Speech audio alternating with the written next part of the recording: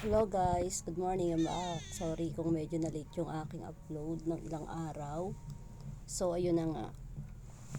Meron akong napanood na isang content creator dito sa Black Apps na yung guy is talagang napaka-emotional niya.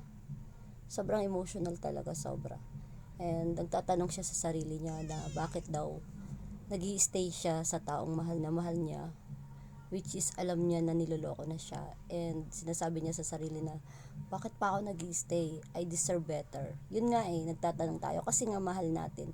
So paano mo nga ba malalaman na talagang mahal na mahal mo yung isang tao tapos hindi ka sinusuklian ng tamang pagmamahal? So yun ang topic natin, pakinggan yung maigi. Pag ang lalaki minahal na kayo ng totoo, bakit hindi ka pa rin makontento? Ibig sabihin, may kulang ka. Hindi niya pa rin nakukuha sa'yo or nare-reach yung talagang gustong gusto niya sa buhay niya. Possible, kahit gwapo ka, kahit marami kang pera, pero kung hindi naman deserve at may kulang pa rin sa'yo, hindi pa rin siya kontento. And meron namang mga babae na simple lang, na may hinahanap sila, na pag nakita na nila sa isang tao yon, which is hindi ka mayaman, hindi ka gwapo, talagang mamahalin ka na sobra-sobra.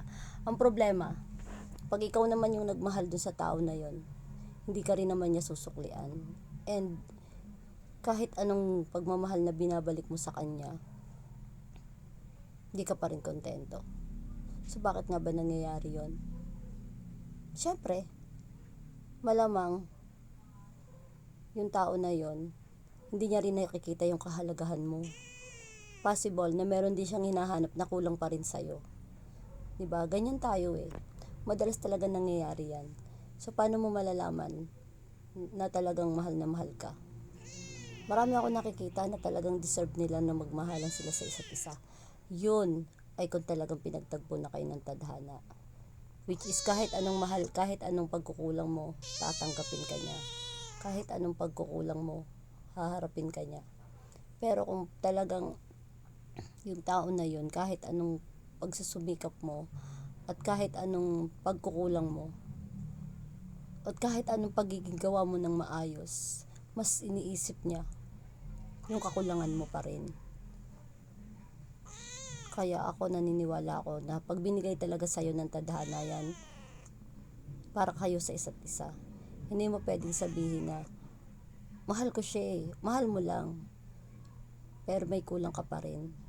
At ikaw naman, kung mahal mo yung isang tao na yon, pero hindi ka pa rin nakontento, ibig sabihin nun, hindi talaga kayo para sa isa't isa. Kasi ang totoong pagmamahal, kahit nasa ups and down kayo, magmamahalan talaga kayo ng totoo. Which is naiisip ko din minsan talaga, bakit pagmahal mo na yung isang tao, tapos binabalik niya rin yung pagmamahal niya sa'yo? Hanggang kailan? Ang tanong lagi, hanggang kailan? Masabi mo kung talagang mahal na mahal ka pag tinanong ka niya na pwede na ba kitang makasama sa panghabang buhay at pakakasalan ka. Ngayon naman, pag dumating naman yung araw na kasal na kayo tapos hindi pa rin siya nakontento, iba na yun. May sakit na yun.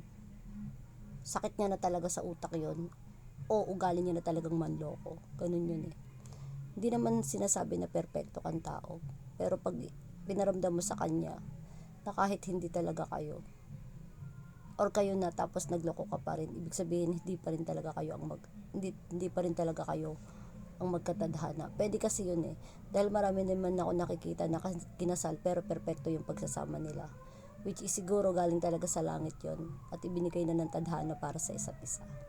Yun lang, thank you.